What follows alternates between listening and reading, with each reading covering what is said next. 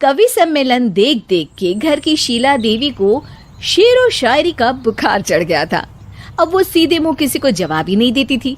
उनके पति और उनका बेटा तो काम करने घर से बाहर चले जाते थे और उनकी शायरी झेलनी पड़ती थी बहू रेणु को।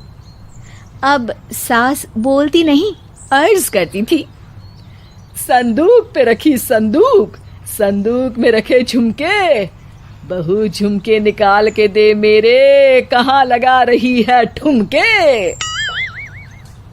माँ जी, झुमके तो आपके निकाल दूंगी मैं, लेकिन आपके दिमाग से ये शायरी का भूत कैसे निकलेगा? छोटे लोग नहीं समझेंगे, शायरी है शौक बड़ा, तू अपने काम से काम रख, मेरे काम में मत टांग अड़ा।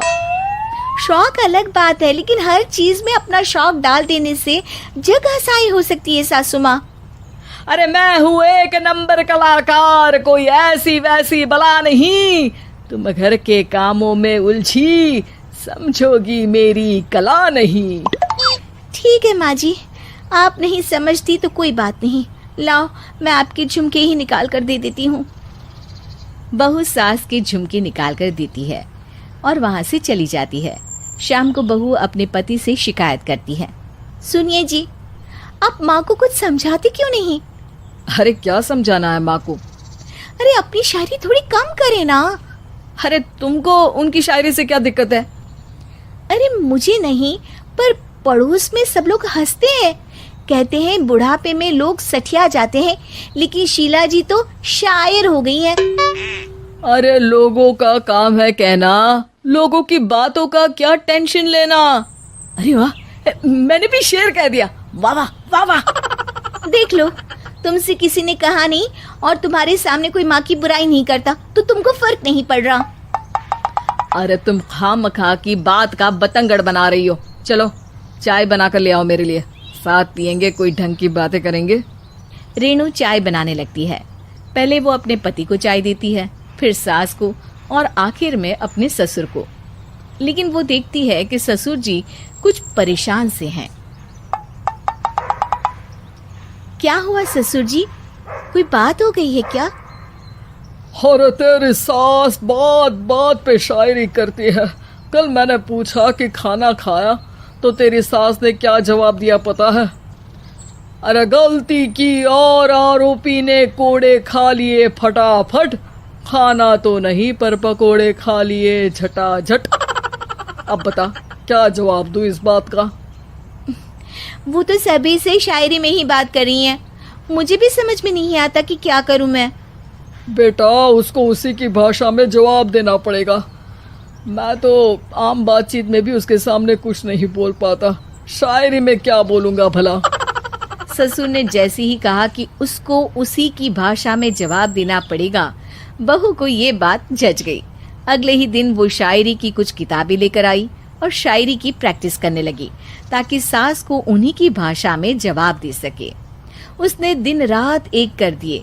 एक दिन सब साथ में बैठकर टीवी देख रहे थे, तभी रेणु सबके लिए बिरयानी बनाकर लाती है, लेकिन सास को बिरयानी भाती नहीं।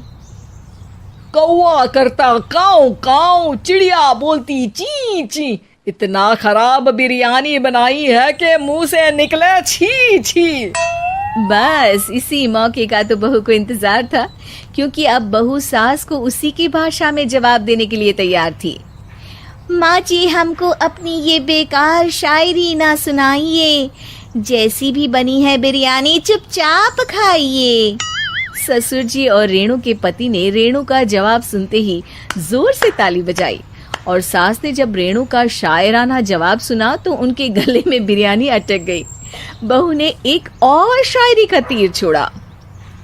शायरी में बहू के सामने सास हो जाएगी ढेर, क्योंकि सास मारेंगी एक शेर तो बहू मारेगी 1.25 शेर। सास को छोड़ के सब वाह वाह करने लगते हैं। आज पहली बार सास को नहले पे दहला मिला था और रेणु ने सास का मुंह चुप करा दिया था। अगले दिन रेणु का पति उससे कहता है, अरे वाह, तुमने तो माँ की बोलती बंद कर दी, मजा आ गया। अब मेरे लिए कुछ बना दो, खाकर मैं काम पर चला जाऊं। शायरी ही है मेरा जीवन, वही करूँगी जी भर के।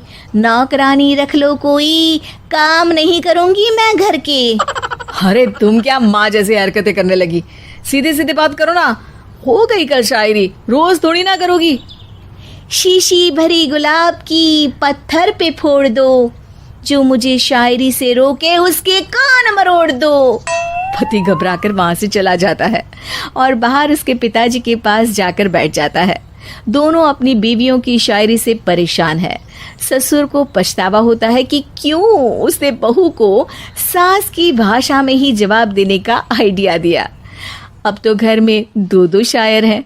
दोनों एक साथ दुखी स्वर में कहते हैं, हम दोनों की ही बीवियां जब से शायर हो गई है, क्या बताएं, जिंदगी एक फटा हुआ टायर हो गई है।